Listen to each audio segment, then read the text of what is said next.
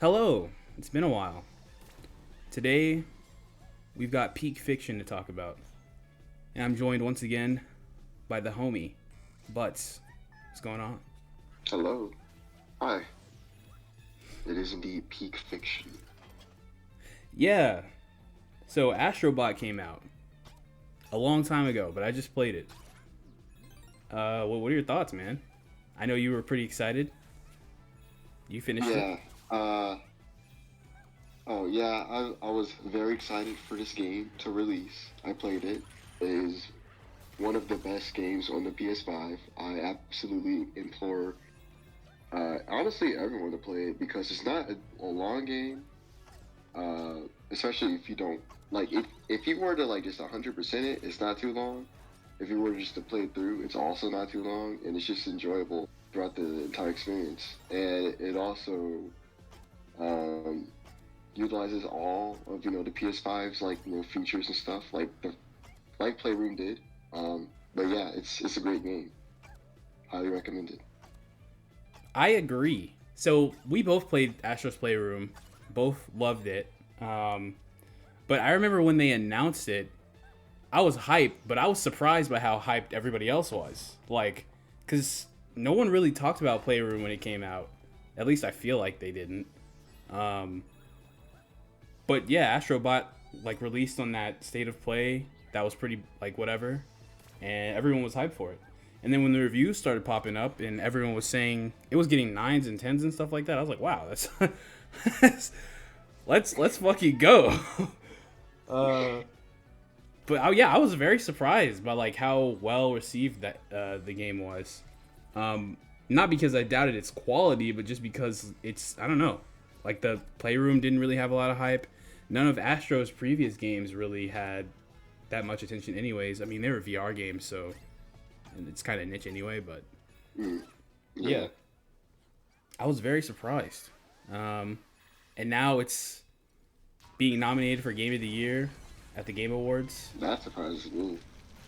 I wasn't surprised by it after the initial reception with the reviews. When it reviewed so well, I was like, okay, yeah, no, I get it. It's probably. In fact, I actually think Astrobot's gonna win Game of the Year. I think so. Really? Yeah. That's crazy. Interesting. Personally, could.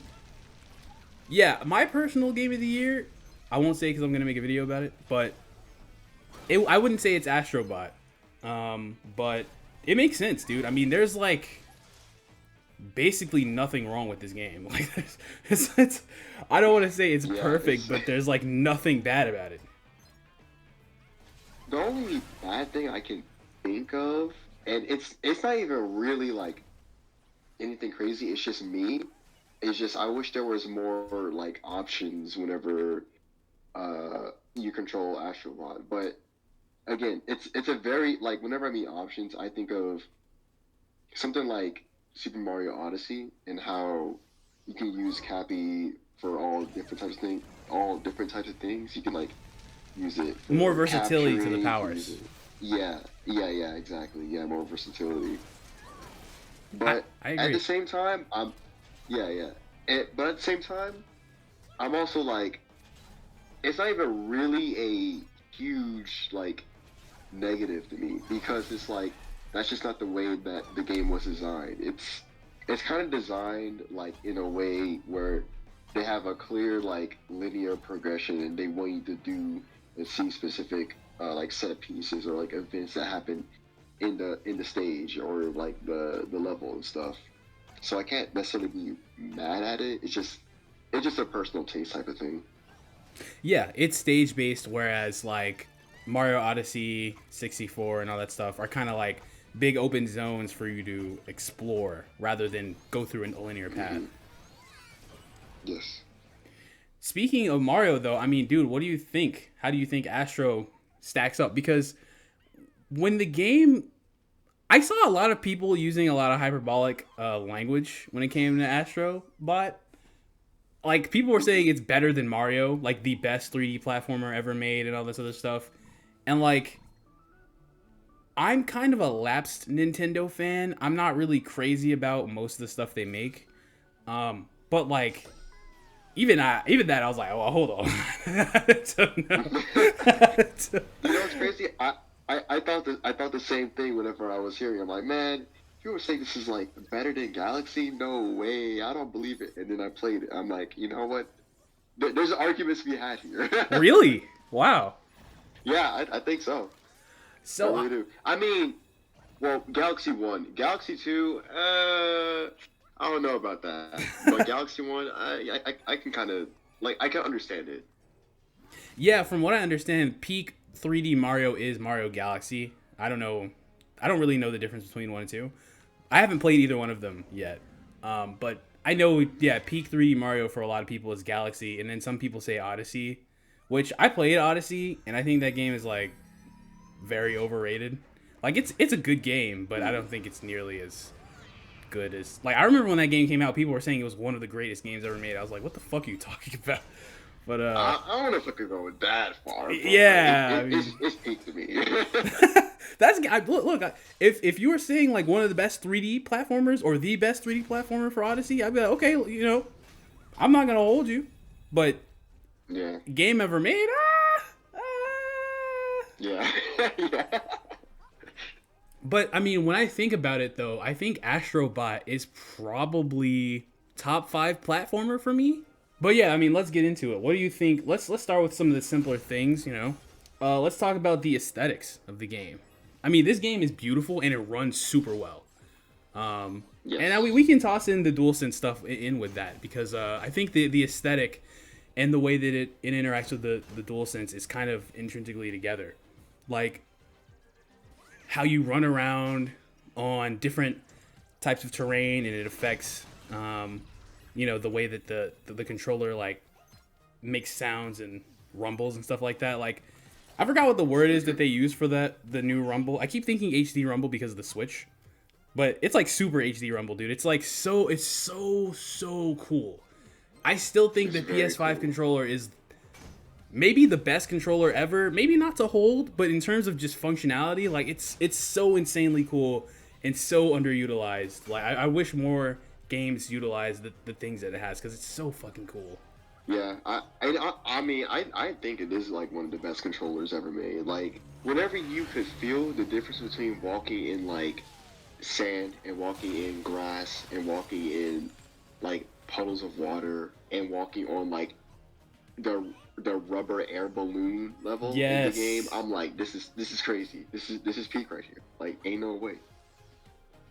It's so good. Like, I'm trying to... In my head, I feel like I know. I love Astro's Playroom more than Astro Bot. But I think mostly because I have a lot of nostalgia, and it was like a time and place kind of thing. Like, that was the first game I played on the PS5. And, like, that was the first time I ever got to use the DualSense. And my mind was blown. Like, I just could not believe the shit that the controller was doing, dude. I was like screaming when I was playing that thing. But, like, it's not like Astro Bot's worse. Like, it is the same, if not probably better in some ways. I mean, yeah, dude, like, the game is beautiful, has a very lovely art style where everything's mechanical. There's, like, really small details, like, what? I want to say something for the art style. I really love, like, just the art direction of how everything has, like, a mechanical vibe to it. Yeah. And, like, I don't know how to describe it, but, like, for example, grass would be, like, ribbon cables, and, like, you would see the faces of, like, animals, like, you know, sea turtles or whatever, and they would have, like, a little visor thing.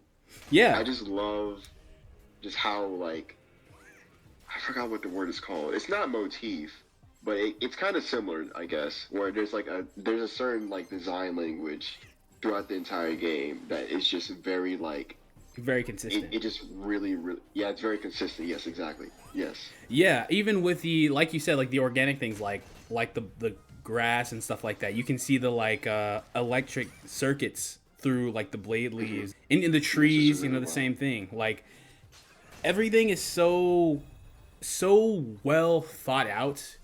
And then one of the coolest things, I mean, it was true for Astro's Playroom, but like one of the coolest things about the way that they handle like the cameos and stuff like that is how the characters still very much look like the character from whatever game they're from, but they still match, looking like an Astro Bot. Without Yes. like compromising the aesthetic. Like they don't look fucked up. It's like when you look at a Funko Pop, you're like, damn, like that. Yeah. It's like, damn, you are so clearly not who you're supposed to be. But with like Astro, I think the design of those robots is just they're so cute that like even if they're like slightly off because of the like, screen face, they're still enduring and like adorable. Like you can still love them. Get hype when you see them. This is especially noticeable with some of like the horror, like the Astrobots, like for example, like Pyramid Head. They made him so cute. Yeah. That's true. Yeah, I mean, there's so many. We'll get to that later too, but there's so many of those that I was like, holy shit, dude! Like, I took too long to play this game, so I got spoiled for probably the biggest ones for me. I got spoiled for, and I was like, sad. But I mean, I was still fucking jazzed to see them. Other than the DualSense, the adaptive triggers are cool too. I think that they didn't do enough with the adaptive triggers in this game though, because I remember in Astro's Playroom, I mean, Astro's Playroom, every single level had its own like gimmick, and they maximized it from the beginning to the end, and so you like really got to enjoy it. Like there wasn't enough to me like some of those mechanics, like when you glide on like when you start skating on ice and stuff like that. Like they didn't really use that a ton in this game. That makes me specifically think of the sponge power up. They use that like probably on one level, and that's it. And I'm so sad by that because that was such a cool power up. The sponge power up and the monkey with the symbols. Those were like the only two abilities that was not really used throughout the game, and I kind of wish that we saw more of that. Maybe it could be in a sequel. I would love that, but still, I was very sad by that. Yeah, I agree. That's something else that I wanted to bring up. Power-ups in this game were really cool, but I feel like some were overused and some were underused. Like you said, the sponge one I thought was really cool. Like I really loved that level, and we barely used it like at all. And yeah, you only use it for like that one level. And the rocket dog I thought was really fun too. And you used that like a medium amount, but I wanted to use it more. And then like was it a frog? The one where you get the two hands and you have to climb stuff? Yeah, it's the frog. The frog was the one where you punch things with the triggers. Oh, okay, that one was cool. Not that. One, yeah, and the one where you climb stuff was a monkey. I forgot what it was. I think it was just hands, I believe. I think it was a monkey. I think they're all animals. Well, I guess the sponge isn't an animal. Yeah, the one with the climbing, dude, that was my least favorite one, and I feel like you use it a lot. Like I was like, okay, like enough. And it's mostly because it's not really they're not really doing anything too interesting with it. You're literally just climbing every time. And it's cool to get to use the gyro for the controller while you're climbing and stuff. But it was like, okay, man, how many times am I gonna climb something? Yeah, I can see that. Yeah. What did you think of the overall stages though? Like, I think like it's weird because the game isn't very long, but there are so many stages, and they're all good. Like they're all just very fun. Oh, yeah. They're all very good. Yeah. Oh, I think my favorite stage would be the stage where you're like you shrunk down and you become like a mouse size. Bro, and you, like, yes. enter, like rooms and stuff. Yeah, yes. I was just about to say that. That's another power up that's underutilized. The shrinking one, dude, that was so cool. It was such a cool, and oh man, I love that stage. I love that stage so much. And I would say another stage I like, and it's really only because like I just like stages like this and like 3D platformers in general. Mm-hmm. And it's the the stage where it's completely all underwater, and you have to go to specific parts of. Cause Oh it's yeah. it's very yeah, yeah. It's very Mario Odyssey in like the way that level was designed. Like where it reminded me so much of like the Lake Kingdom in Mario Odyssey, where you would just go to like specific areas of interest and then just see like what's going on. Like where in Astro Bot it was like you can go swim deeper underwater and be like, oh, there's like this underwater ship, and then you can go like off to the side and be like this whole like pole totem thing where you have to kind of climb up or swim down, and you'll find different types of interesting things. You either end up finding like a bot or like a puzzle piece or something like that. I just thought that was really cool. You can also just go on top of like the top layer of the level and then just kind of skim across like the water and stuff. It's Yeah. just really cool. Yeah, dude, that level was awesome. When you're messing around with the, that's one thing that I think this game gets so well done, from a just game design standpoint, is like they give you time to understand whatever the new gimmick is, and then it puts you into a situation where you have to use that knowledge. Mm-hmm. So like that entire, the one we're talking about, they give you the power up where you're able to swim underwater, and you kind of go down and then up, and then you have to figure out how to deal with some of the enemies. And then it's like, okay, now that you understand how this ability works, here's a massive open area for you to explore and figure out how all these different things work together with the power that you've got. It's so cool. Yes, and it's so like that is supreme word for word, bar for bar, a Nintendo design approach. It 100% it is, and I'm not saying that as like a slight to the game or whatever, but like that's a like if you're going to like take some notes from Nintendo, it's literally stuff like that. Because whenever I was playing that level, like my first thought was like, oh my god, this is so similar to something like Mario Wonder or Super Mario Wonder, where like they introduce like a new mechanic, and then throughout the level, you're like, all right, now that you understand this mechanic, here's some really crazy stuff that you can do with it, and that just reminded me so much of it. Like you first start off, kind of like learning like, oh, you can like dive in and out of the water, like you mentioned, like and then and also not only just diving in and out of the water like that, but you also learn like how you can how to like swim up and down too. Right. So it's kind of like dual purpose, right? So whenever you finally get to like that large open area, it's like, oh well, now you understand like the bare minimum of what you can do. Now you can just go crazy and figure out some other stuff while also having fun checking out like the rest of this area. It's a really cool level, and it's peak. It's peak. That's all I can say. Yeah, this game really rewards creativity and exploration, not in the sense of like an open world game would, but exploring really the mechanics and the physics and the interaction, like the things you can interact with in the world. Like there's stuff in the game that's purely there just because they thought it was cool or cute or funny or whatever. Like there's just some things like the level where you go to the desert, there's kind of an open area before it becomes more linear. And in the open area, you can just fuck around with different things. And one of the guys you can interact with is it like a snake charmer, and you have to like figure out how to make the snake come out and then get on top of it and get some coins. It's like, well, that had no reason to be on the level other than just to be cool. Like there's there's just like so many fun things. And also like just as an aside, like I absolutely loved how to kick off that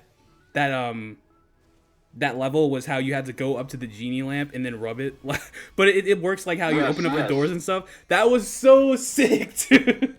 Yes, and then oh my god, dude, and then the whole transition into being like this tornado thunderstorm thing. Man, yes, that was so tough, dude. Okay, you know what? The more I think about this, the more I actually remember how much I fucking love this game.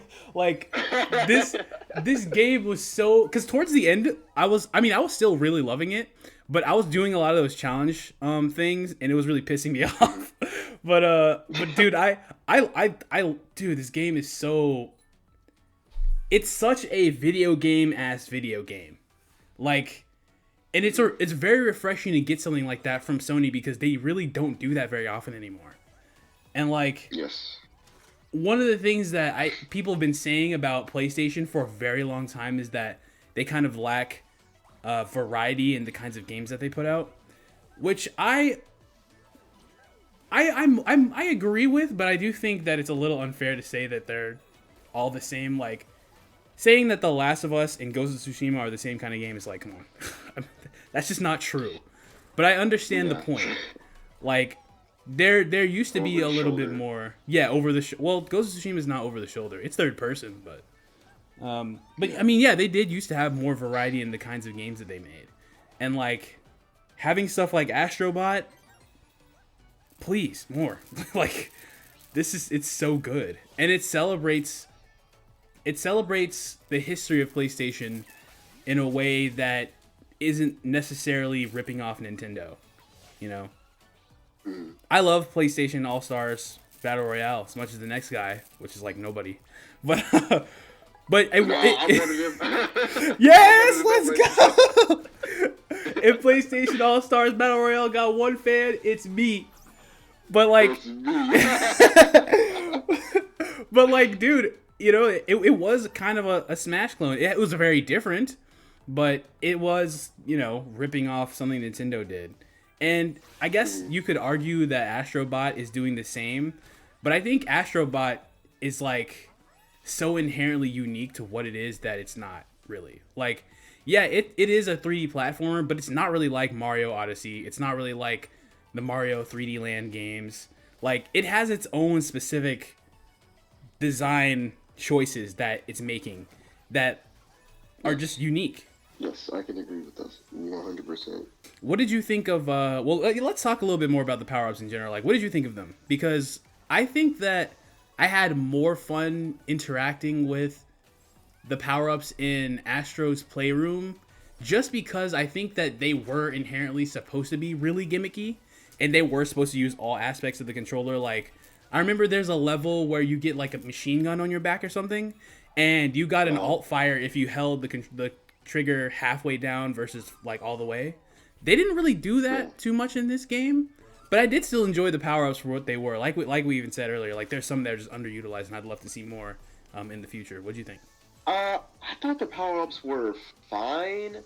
Like, a couple of them, I'm like, it wasn't really super crazy for the most part. I really like the more gimmicky, interesting ones, like the time stop one, or I guess the slowing down time one, and like the sponge one, like I mentioned.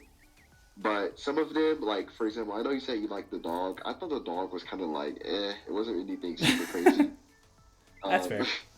And I actually liked, like, the more gimmicky ones. Like, for example, the one where I know you said you didn't like it, but I liked it. It was the one where you took the controller to climb. I actually really liked that one. I thought that was pretty fun. I think I just wish that they did more with that, other than just climbing.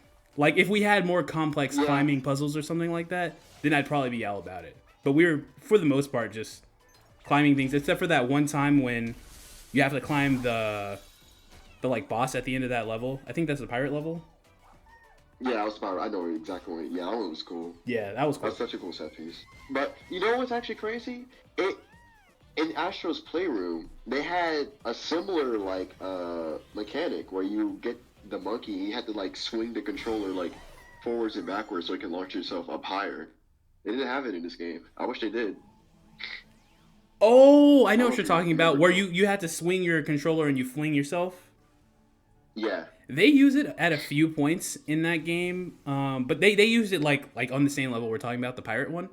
But yeah, it is underutilized. Like, there are so many small that Astro's Playroom has so many gimmicks, and it's like they can't bring all of them, I guess, but I wish they did bring all of them because there's just some really fun stuff to be had with that.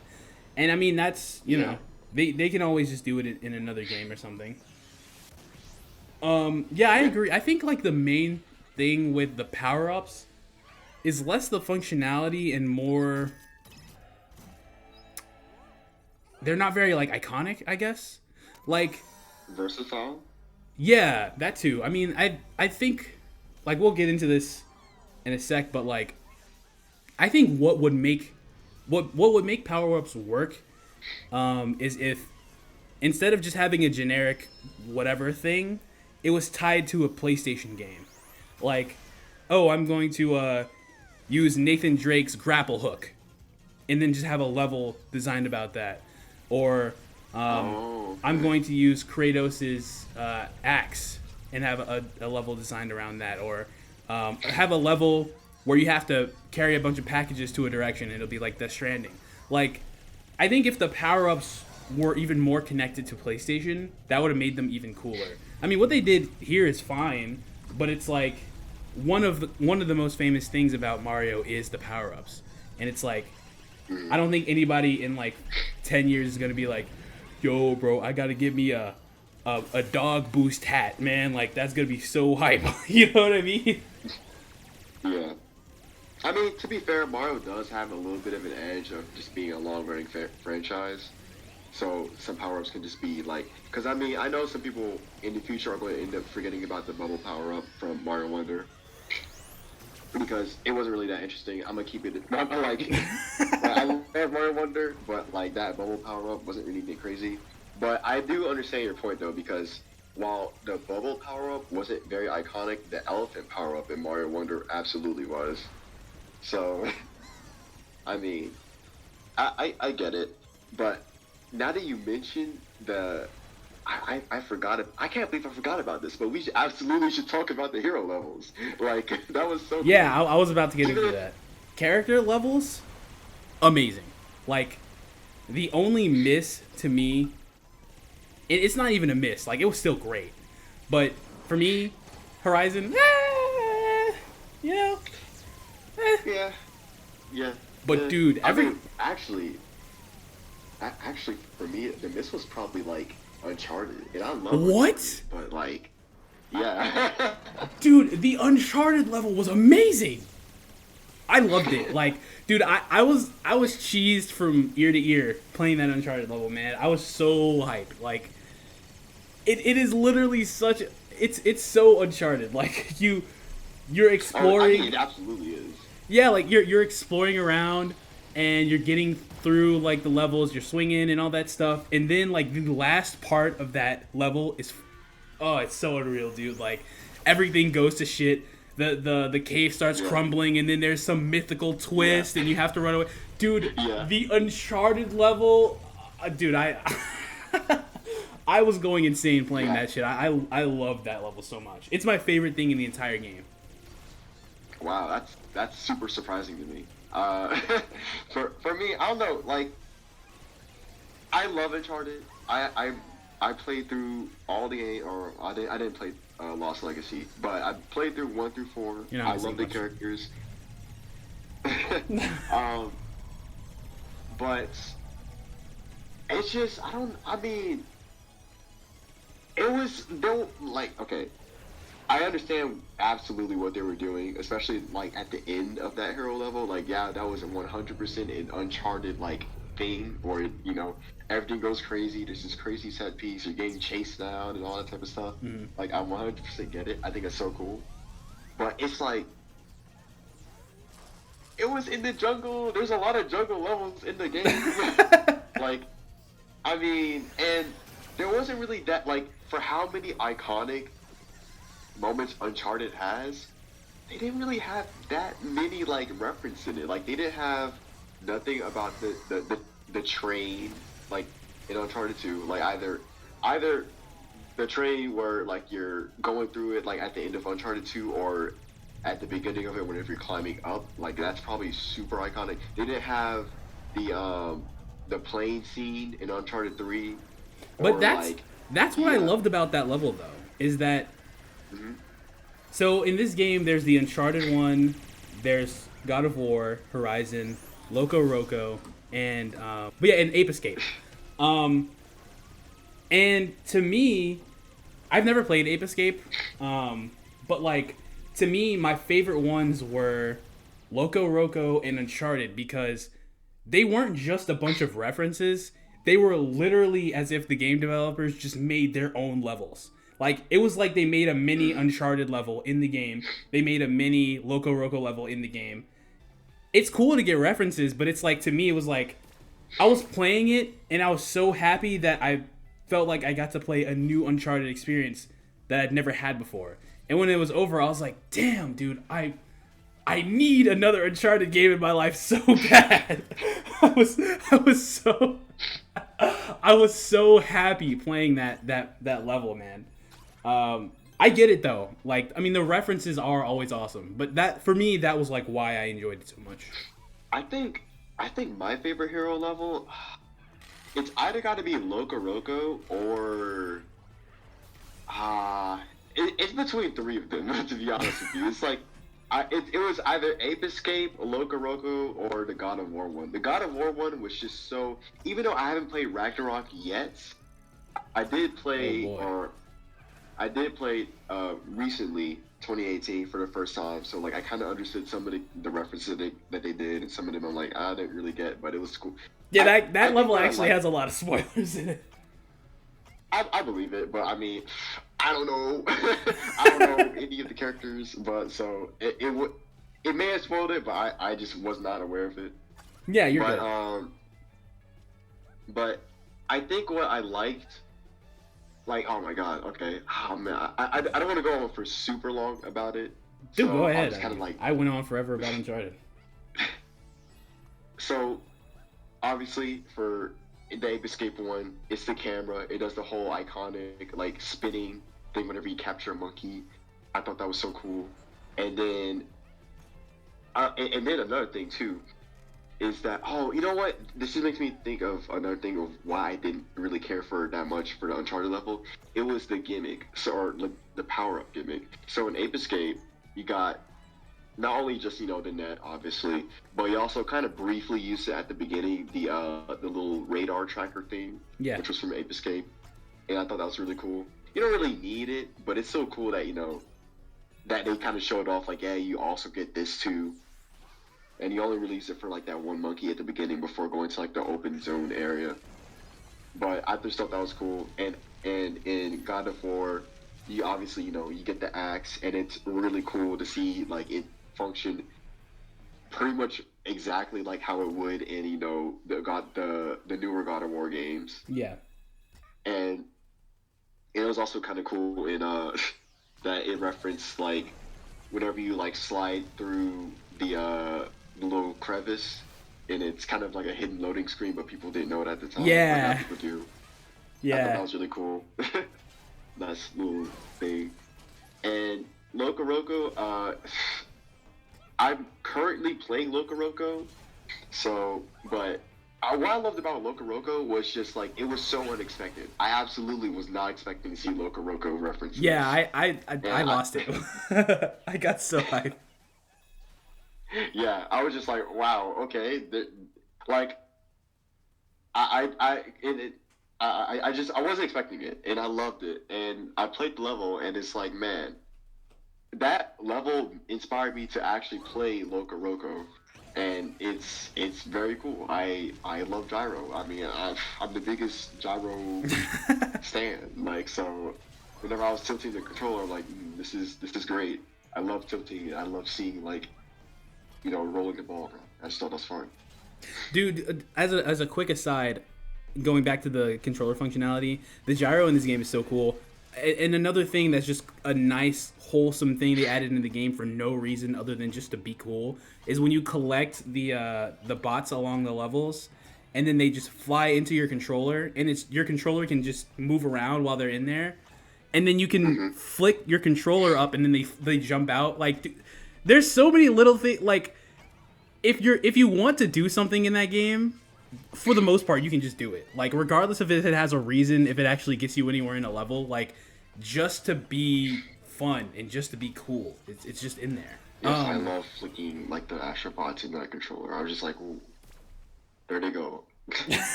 Ooh, there they go. Pretending to play catch.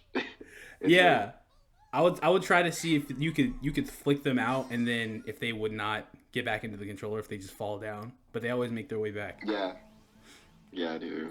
I think whenever I tried it, I think I tried doing a similar thing where I flicked it up in the air and I tried to quickly like twist my controller all the way upside down, see if it'll like bounce off the controller or something. It didn't happen, but it was still cool, man. Yeah. Yeah, I really liked all of them. Really, like I said, like Horizon wasn't that. It was like my least favorite, but it was still good. It was still cool. I'm just not in love with the Horizon IP, so I didn't really like for that to be the last one. I was like, oh fuck, I wish Loco Roco, literally any of the other ones was the last one. I wish Horizon was first, so I just could never be disappointed. But dude, yeah, I mean, even when the first one showed up, because I didn't really know that there were levels themed around the other games in this game. So when you got the entire Ape Escape level, I was like, dude, this is amazing. And I didn't know if there was going to be another one again. Yeah, I didn't know either. I was like, wow, this is such a cool idea. And that's just another cool thing that could be done like in the future too, man. Like, but before we get to that, well, let's. What about the bosses? In this game, I was kind of worried the bosses weren't going to be super good because, when you do the first one, you see it's a giant guy. And I was like, oh, so are all the bosses just going to be like a big thing? You have to do the usual, oh, they put their hand down and then you hit it and then you dodge and whatever. No. Yeah. The bosses in this game are fucking awesome. I think I love like every single boss in this game. I'm going to be honest with you. I agree. Just want to say that. I do agree. But it's been months, so I don't really remember the bosses. So like whenever you describe the bosses, like just kind of go into a detail, and I can be like, oh, okay, I remember it now. Okay, well, the one that sticks in my head the most, other than the final boss, which is, I mean, I could talk about the final boss for a while. But the one that sticks out to me is the big bird one, where you jump on its back, and then you have to basically dodge the projectiles, and you have to turn into the metal circle thing, like Metroid or something, and then you dodge the bullets or whatever. Then you hit its wing, you flip it over, and then you smack it in the face. Also, Astro is kind of a dick, man. Like he beats the shit out of these enemies. Bro, he really do. You saw what he did with the first boss, the monkey? I'm like, dang, dude. Bro. Yeah. His teeth. He brutalizes these guys. His uvula, like they deserve it because they kidnapped his friends. But holy shit, like they are left looking fucked up, and then they explode. They do explode. Well, yeah, the bird boss is cool. I mean, all of them are great. There was the chameleon that was actually beating my ass.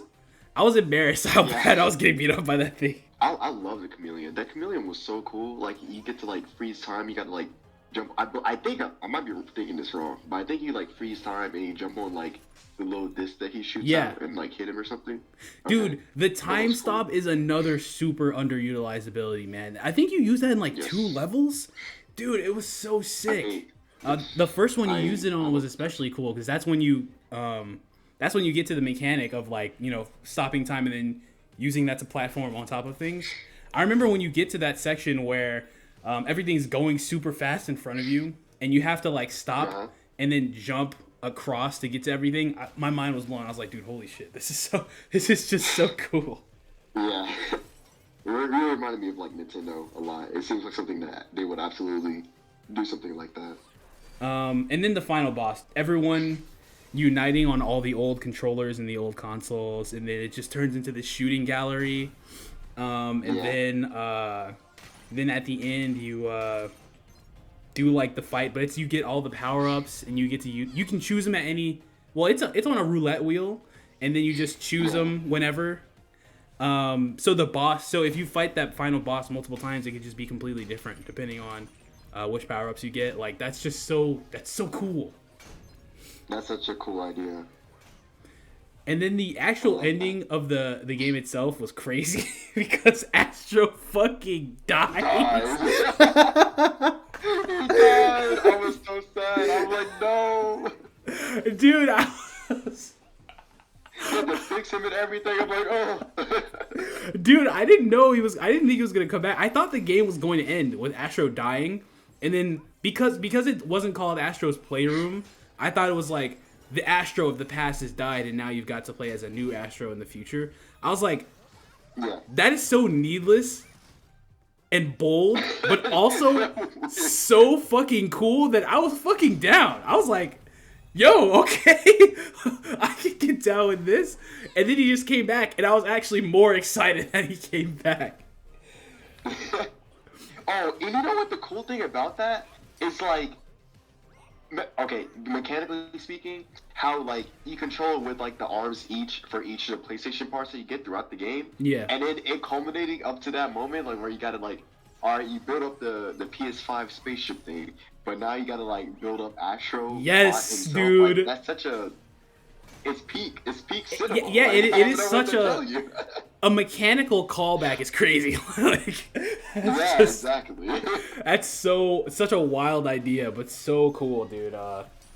And then when you finish the game, you play through an entire level that's just the credits, like it's Super Smash Brothers or something. Like, bro, this game was so awesome. Like, I can't believe the more I think about it, the more I'm like, actually, this game might be like. Maybe not my game of the year, but dude, it's you know, it's fucking, this game's fucking crazy. Yeah. One of the best on PS5. I'm saying. Easily, yeah. I mean, one of Sony's best first party games in the past 10 years. Like, not even joking. Definitely, like, easily top 5 PlayStation first party game. I would say. What about the challenge levels? What did you think of those? They were fine. I mean. Only, like, because I was going for the platinum, I mean, they gave me some trouble. Some of them gave me trouble. I guess we'll talk about some of the characters, like, specifically Soul Bad. Okay, first off, the references, I was like, ain't no way they put Soul Bad Guy in the game. Oh, yeah. Dude, we didn't even talk about those. Like, bro, Soul fucking Bad Guy, I was like, let's fucking go, dude. Are you kidding me? Like, I was not expecting that. I was just like, because I was thinking to myself, no way. Like, okay, they had fighting game representatives, obviously. Like, they had Street Fighter. Yeah, Ken Ryu. And then Kazuya shows up. Yeah, dude, I could not believe it.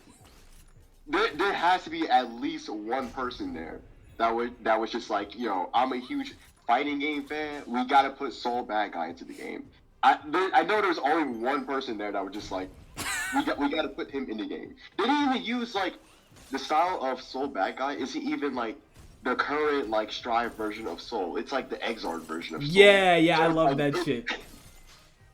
Dude, so I was just like, yo, that was the one person who played Guilty Gear. They just knew.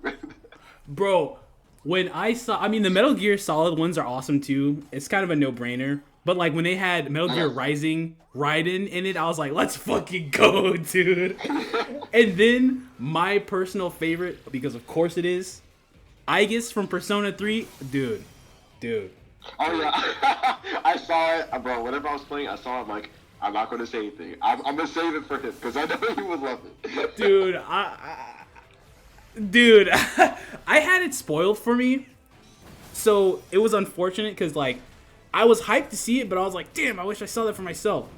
And I was like, okay, I guess Persona 3, that's hype. If we had more Persona characters, that'd be even cooler. And then I saw Teddy, bro. Bro. I saw Teddy, and I was like, let's fucking go! Can we get all 3? Yes. Can we get 3, bro? And then Joker, oh man. Man, yes. I was.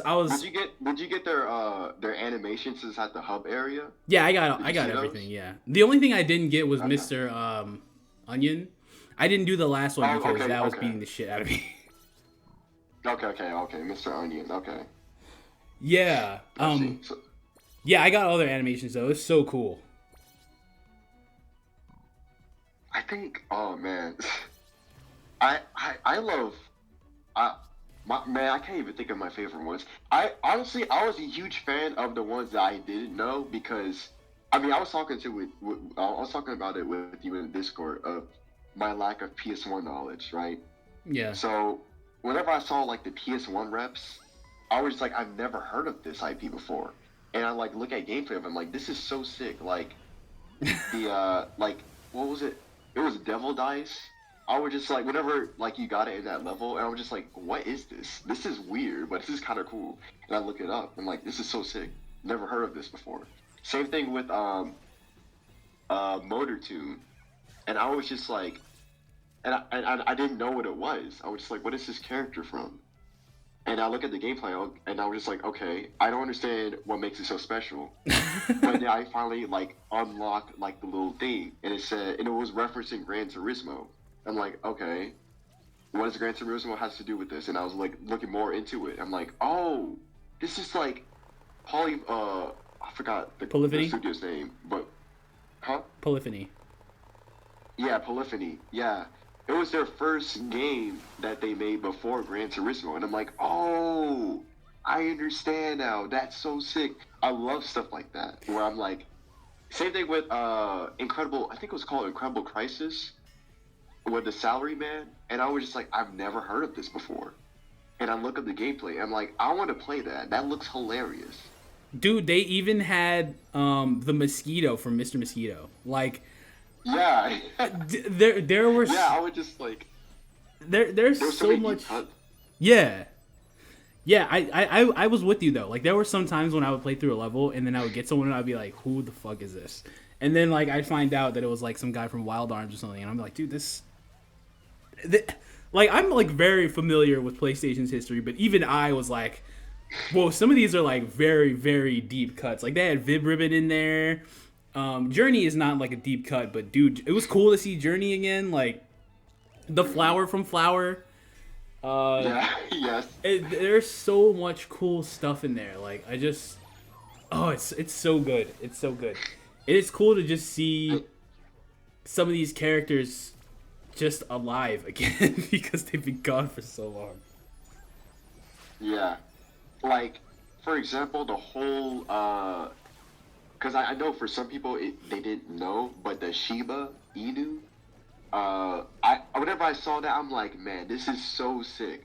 So, and what I love about it is because it was like, which the Shiba Inu is from Humanity, which is from that a studio puzzle called game. Hands.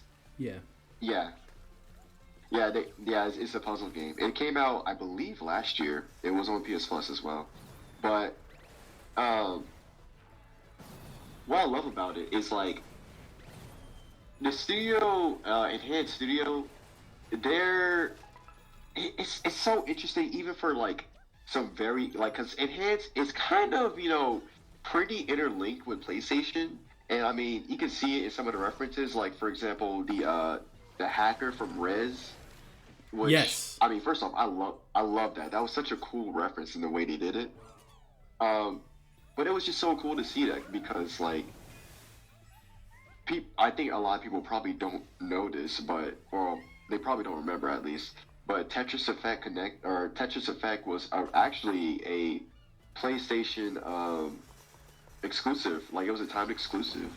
Oh shit! And I didn't know that. It was PlayStation Tetris Effect, which also is by Enhance.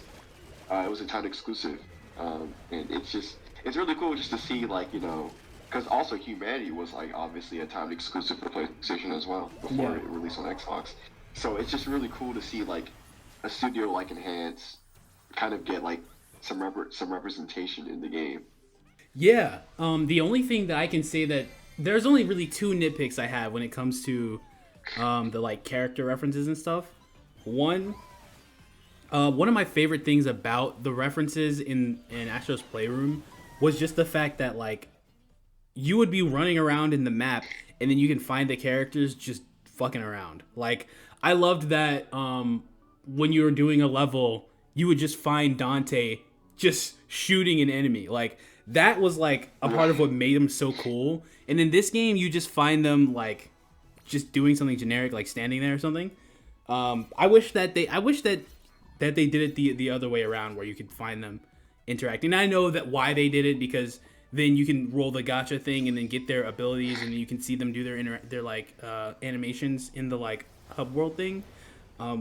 It's kind of a lateral move in some ways. I personally prefer the previous way more. The other nitpick I had was I wish that they just said the names. Like I like that it has like their own kind of title that's a reference to something in the game. I love that. But it would be cool if like when you got their animation from the gacha, it like when you go into the menu that where you can look at all your characters, it would like have their name there and what game they're from. And maybe like a little write up. Like the trophies in Super Smash Brothers. That was one of my favorite things about that game was like as a kid, I didn't know who Marth was. And I would be like, dude, there's just this anime dude in my Nintendo game. Like, that's so awesome, but who the hell is he? And, you go to the trophy room, and you find out what Fire Emblem is, and you learn more about him and how he's a king and stuff like that. Stuff like that. This game, I mean, you already said it, but I felt the same. When I played this, I was like, man, I really should go back and play some of these old games, because they are available on PS Plus. And if they aren't, you can find another way to play them. But yeah, I think you do definitely. but yeah, I'm like, dude, I remember as a kid thinking Jack was so cool, and I've played a little bit of Jack, but I never played all the games.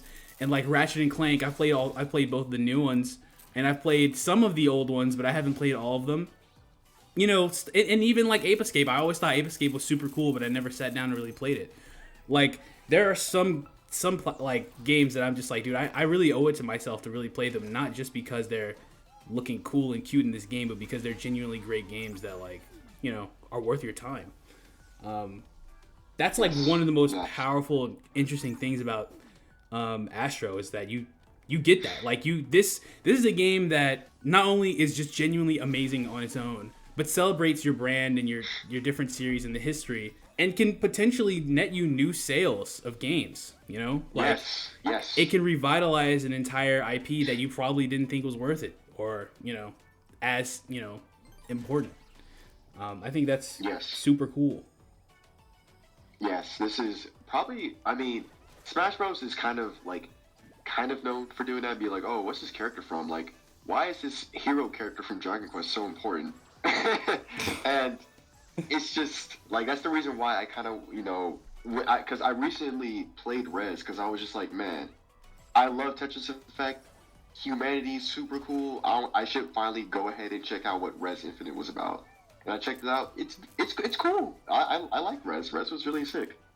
And same thing with Loco Roco. I'm like, man, I keep seeing this. It just reminded me of it again. I'm like, you know what? I never played it, but I'll give it a shot. It looks really cute and fun, and I love that level in the game, so I'll check it out.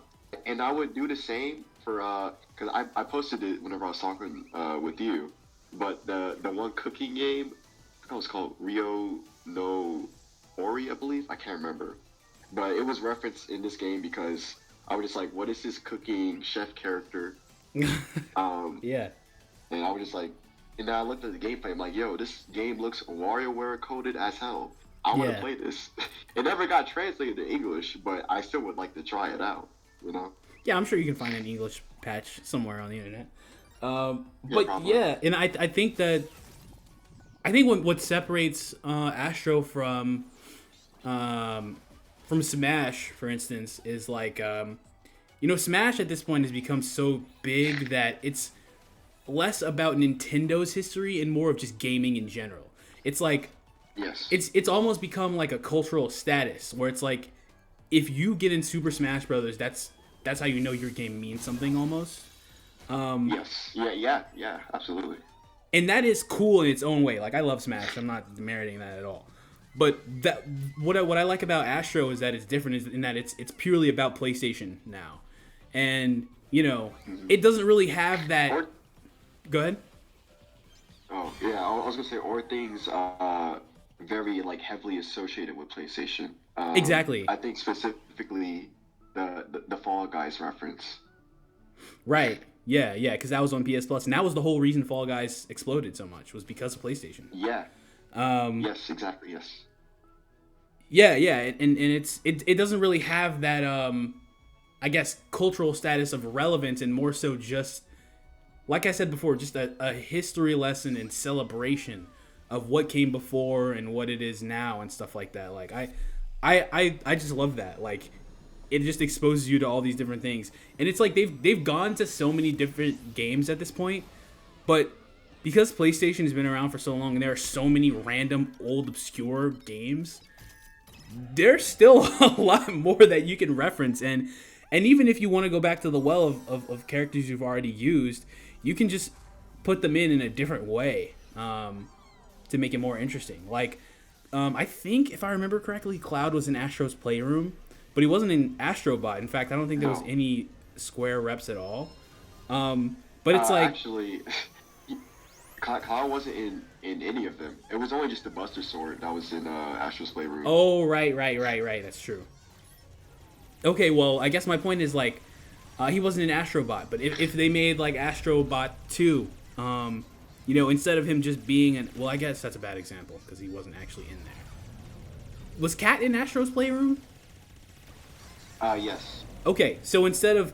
You know, Cat was in both games, and it's like, okay, well, we don't want to just have her as a thing you can see again. Let's have her be more meaningful. And then you can have an entire level designed around Gravity Rush.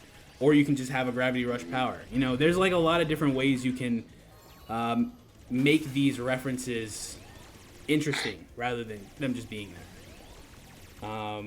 Yes. Yeah, we kind of skimmed over the challenge levels. I wanted to go back and say one of the things I thought was cool about them was how they were themed after the different buttons, the button symbols. And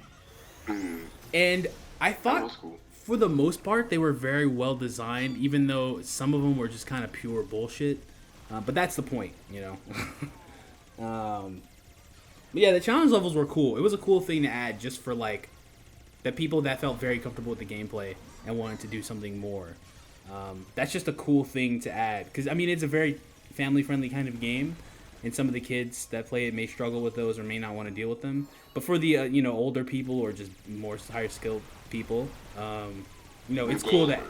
Yeah, the gamers, the real gamers.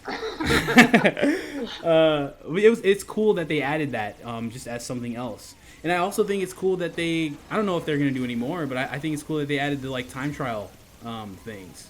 Where you can, you know, get more PlayStation references and beat times and match them against your friends and stuff like that. Like, that's just cool.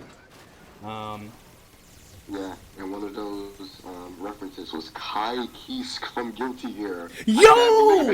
What? Damn, I didn't do that one. My fault. I didn't mean to do that. That's okay. Damn, Kai. I was when you mentioned Soul earlier, I was like, damn. In my head, I was like, damn. I wish it was Kai though. Damn. Yeah, I'm saying like they had Ryu and Ken. I'm like, man, they just got Soul, and then I played like one of the levels. I'm like, they got Kai. Ain't no way. Oh, that's so sick. Ah, damn. I gotta go back and play that. What was I about to say though? Yeah, the challenge. Also, like, I also like the when you would go through the level and if you explored, you find the like warp points, and then like that will unlock another extra map. I thought those were cool. Like, Yeah. like the one that was kind of like spooky, and that's where you got all of the the special world, yeah, and that's where you got all of the Resident Evil characters, and then there was the other one where it's like all dark and gloomy and raining on a beach. And then you have to free the big ol' robot guy. And then I also really liked the one where you were cleaning up at the pollution and stuff, cleaning the cans and the oil and stuff. Like, they just did. Yeah. That's the level with the Patapon characters in it. Yeah. Like fucking Patapons in this game, bro. Like what? Yeah, yeah, bro. It's just so. So cool. Like, the game is just so fun. What do you think, though, of the future of Astro Bot? I mean, clearly this game, I think they said sold 1.5 or 1.7 million copies, so it's probably on track to do 2 million. Clearly a success, and it was probably not very expensive for them to develop at all, because Asobi is a pretty small team in Japan. You know, and the game is like, you know, it's a platformer. It didn't cost them like billions of dollars to make crazy graphics or anything. So I think we're gonna get another one for sure. What do you think? Absolutely, I think so. What do you think? How do you think that'll go? Do you think it'll come out on PS5 or do you think it'll be PS6? It might be cross-gen. I think it might be cross-gen. for PS5 and PS6. Yeah. But oh man, it's actually interesting. For I guess the future of Astro Bot. Like I remember watching Twitch one day and I saw an ad and it was a Red Bull ad and it had Astro Bot in it. And I'm like, What? oh, it's happening. Yes. It had Astro Bot in it. I'm like, oh. So are we really going to go with the narrative of him being a PlayStation mascot? Because I'm absolutely fine with that. That was the other thing I was going to 100% ask, down. actually. I was going to ask, like, do you think he is or can be the next PlayStation mascot? I think he can be, yeah. It's actually interesting. Yeah, go ahead. It's actually interesting. I saw people say that Sackboy was a PlayStation mascot. I never thought that. I literally never. I never really thought of Sackboy being a PlayStation mascot. I mean, now whenever that was being like brought up and I was just thinking about it, I'm like, okay, I can kind of see it. He had like a lot of like costumes and stuff. With I guess PlayStation IP and stuff, but I still never really considered Little Big Planet or Sackboy as like a PlayStation mascot. I feel like Astro Bot is definitely more warranted with being a PlayStation mascot. I mean, hell, just even thinking about it more, Astro Bot has the PlayStation colors. Like he has the PS5 Yeah, he literally does. Yeah. colors. So it's just like, and Sackboy is just like. The thing is with Sackboy's design is that it's very much a design of you can throw anything on it. He's like a blank canvas. Mm-hmm. And Astrobot is kind of the same way, but I mean, it's still kind of coded in like. He still has a very distinct like, character design. Yes, exactly. Yeah, compared to something like Sackboy. Sackboy's not. I mean, it's iconic only for the fact of being Little Big Planet and what it was at the time, but I think Astrobot is definitely probably more of a mascot-esque character than Sackboy was. And I mean, if he is, the PlayStation. I mean, and the thing is too, is like Astrobot's kind of always, when it comes to mascots, I've always considered like it just makes more sense with him because he was like for the playroom thing on the PS4 with the camera thing, like In the VR games. VR games specifically on PlayStation and not on like Meta or whatever. Like it just kind of makes sense. Like I'm fine with him being like a mascot. It just makes more sense than something like I guess Sackboy. I guess. Yeah, so I 100% agree. I think he should be the PlayStation mascot because he literally is a PlayStation. He's black, white, and blue. Like he is literally straight up a PlayStation. Yeah, those are the PlayStation colors right there. Yeah. And also what you said is interesting about Sackboy because I remember at the time Sackboy 100% was PlayStation mascot. Like he totally was. He was in like all of their advertisements. He had a lot of play in like just media and stuff in general, like commercials. He was on their billboards. Dude, I was never like super duper into Little Big Planet, but I saw Astrobot. I mean, not Astrobot. I saw Sackboy like a lot. And then he just had a lot of games too. To be fair though, I was like definitely the age demographic whenever I played the games, so I probably just don't remember it. I'm gonna be honest with you, but I never thought of it. But I mean, some people don't thought of that. So yeah, he was. I mean, PlayStation's mascot really the PS1 it was Crash, and then PS2 era it was like Jak and Daxter and Ratchet and Clank. It was kind of interchangeable. Mm-hmm. And then it's like with the PS3 it was Sackboy. 100% and like Nathan Drake. Nathan Drake was kind of what they would use for when they're more mature ads, but like Sackboy was totally the guy. Okay. I love Sackboy. Yeah, Sackboy's cool. As far as the future, I think we'll definitely get. Obviously, we're gonna get more. I think Astro Bot can be PlayStation's Mario in that he's the mascot, obviously, but also due to how dynamic the gameplay is and how like versatile like the character design is, you can do an Astro Racing. You can do Yes, Astro I was Party. literally just thinking that Astro Car. I need that. Like Have the you items be references to PlayStation, bro. yes, like you can just have other Astro Bot characters just be other PlayStation character, whatever. That way you don't have to worry about having the characters look fucking weird when they're in their carts. In that studio, Asobi, I think I saw the director. He was like, he said he's 100% down to do another Astro Bot game, but he's also open to doing something new. And I think like if Asobi has to be the Astro Bot team, let them stretch their legs and make different kinds of Astro games, because Astro at this point is a beloved character, and I mean, dude, I don't know, I don't see why you couldn't do an Astro Racing. Like, those guys are so talented, and I think they can make something unique enough to where it can still be your kart racer, but not just be like a lesser Mario Kart. I think they really could do that. Fuck, if they wanted to add a side mode that was like Rocket League or something like that, better.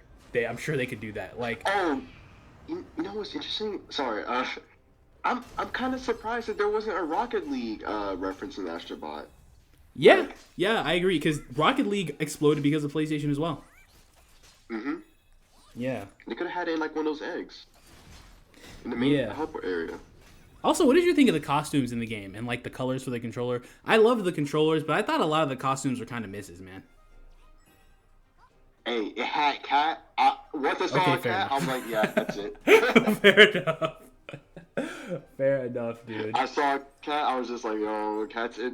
Out of all the costumes they could have added, they added cat. I've won. It's over. Yeah, man. Well, part of Asobi are the former developers of Gravity Rush. Oh, I didn't know that. I knew some of them were like working on Ape Escape, but I didn't know they did Gravity Rush too. That's cool. Well, Asobi is the last team that was a part of PlayStation Japan. Japan Studio. Yeah, Japan Studios, right? Yeah, so like a lot of those guys that got let go ended up joining Asobi, and started just doing their thing. But yeah, man, what was I talking about? Oh yeah, being a mascot. Yeah, I think Astro is like a very versatile character. You can do so much with him. I can get another Astro Bot in like 3 years or something like that. I think that they probably do one more Astro Bot game on PS5, and then the next one will be on PS6. And then like, That's interesting. then from there, I don't know, they can do whatever. Like, if they wanted, to me, if their next game, they wanted to do like Astro Kart, and then the next Astro Bot 2 is on PS6, I'd be cool with that too. I'd be cool with that as well. I just think that Team Asobi is like, I don't know, they're so good at like every aspect of video games. I guess not story, because they don't need one, but I mean, when Astro died, I was sad. So maybe they are masters of storytelling. I don't know. But yeah, dude, I think that they can do a lot. Like, they're just a very talented group of people, and they seem to have a good work culture. Where I remember in one of the interviews I saw of the director, he was saying that pretty much anybody could pitch an idea for a mechanic in the game, and if there's like nothing. God. What were you gonna say? Sorry. Oh, like. I know what video you're talking about, bro. That is, again, word for word, bar for bar, exactly what happened. Bar for bar. Like, band for band. It's band for band. Like, cause I was reading, and it's funny too. Okay, well, let me calm down a second. Okay, so for Mario Wonder. For Mario Wonder, they had asked the developers and an interview thing, and they had the exact same thing. They would have like these group section or these kind of group meetings where anyone could like just write an idea on like a sticky note or whatever, and they would like put it up on the board, and they would just like choose specifically like what idea sounds interesting and cool, and they would just go with that. And, yeah, that's like that is like word for word exactly what the Astro guy said. Yeah, exactly. That's just with Mario Wonder, but they also kind of they were clearly like kind of just going through and anyone can pitch an idea. Like, for example, in Splatoon, they'll have like outfits, and again, like the person couldn't draw, but you can at least see the idea of what they're trying to share with like their group, and some of those like costumes and outfits and stuff end up in the game. And I just think that's like, again, just a very cool, like, I think that's a great like development philosophy whenever you're making a game, and it's just really cool to see Team Asobi like basically copy the idea, and I think it's great. I agree. Yeah, I think that it, because it makes everybody from every level feel like they have worth and feel like they have say. And even if even if the the idea doesn't end up working out, like the fact that they tried it is still cool, and then you can have the in the next game you can see if you can get an idea that works out. I think that's awesome. Yeah, I think. Yes. I almost said they should be Studio of the Year, but I don't know. Atlas is crazy good this year, dude. I don't know. But dude, so if Asobi won over Atlas, I wouldn't have a problem. I'd be like, they put out an amazing game. Okay, Atlas put out 2, but Asobi, they put out an amazing game. So yeah, I don't know what else to say. Like the game was just very, very, very good. I loved it. I love it more talking about it now when I think about it. Yes, whenever you like were talking about describing some of the levels, it kind of same thing happened with me. I'm like, oh my god, the mouse and cheese level, that level was amazing. I forgot about that. Yeah, it's just it's a game that like very rarely, because I play a lot of just narrative heavy games or like action heavy games. So it's like very rare for me when I'm playing a game and I boot it up and I like immediately just start smiling and like giggling. It's like because there's just some cool, cute, happy thing happening on the screen. I just love that. Like it's just such a whimsical, wholesome adventure, and I just can't wait. Yes. Can't wait for us to get more of it. Oh, I know you were talking about Astro Kart. Man, I would absolutely love an Astro Party. Like, imagine the boards being based off of like other PlayStation IP, and they have like specific like chance time gimmicks, and it's based off of like a reference in that game. I would absolutely love that. Yeah, that would be cool. Like I said, dude, like Astro is just he's a versatile character. Like you can do whatever you want to, just like with Mario. I mean, Mario in like the sports game is like way past I think his versatility. I don't know why those games exist, but they work. But yeah, I mean, I think Astro is just as versatile as Mario is. Obviously newer, but I think he has a lot of room to grow. Maybe the next game should be Astro Bot 2, and then after that is when you want to experiment, so he's an even more established character. But fuck it, if they want to do Party or Kart next, I don't care, dude. I love it. I will be there. If Astro Bot has one fan, it's me. I will be one. Yeah. Well, we obviously both love this game. Viewers at home, let me know what you think down in the comments. Don't forget to like and subscribe. Gotta get that subscriber count up so I can get sponsored by GameFly. And we gotta do the YouTube algorithm. Gotta smash that. Let's see if we can get this video to 10 likes. Yeah, let's see if we get 5 likes on this one. Alright, well, thanks for joining me. See you guys later. Bye-bye.